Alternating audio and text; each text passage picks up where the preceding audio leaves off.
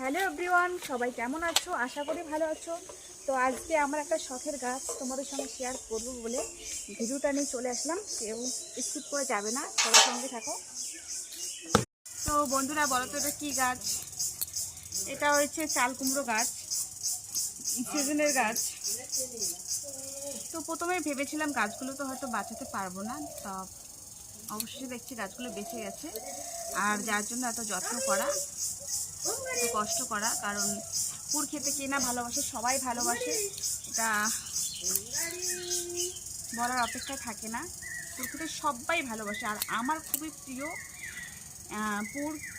আর পুর খেতে আমি সত্যি খুব ভালোবাসি, আমার বড় খুব ভালোবাসে, যার জন্য খুব যত্ন করে গাছগুলো লাগাচ্ছিলাম।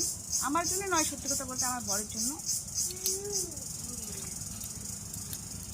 কারণ যারা পুর খেতে ভালোবাসো, তো তাদেরকে বলছি, বৃষ্টির দিন চলে এসেছে, তোমরা যারা যারা পুকুরটা ভালোবাসো গাছ তাড়াতাড়ি লাগিয়ে নাও, কারণ বৃষ্টি আসলে কিন্তু তোমরা গাছ তুলতে পারবে না।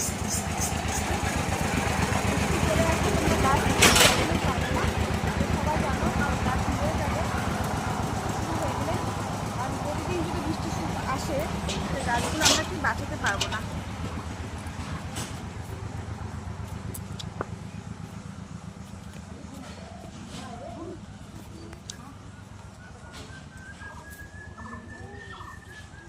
তো বিকেলে জল দেওয়া শেষ গাছে, এখন আমি বাড়ি যাচ্ছি।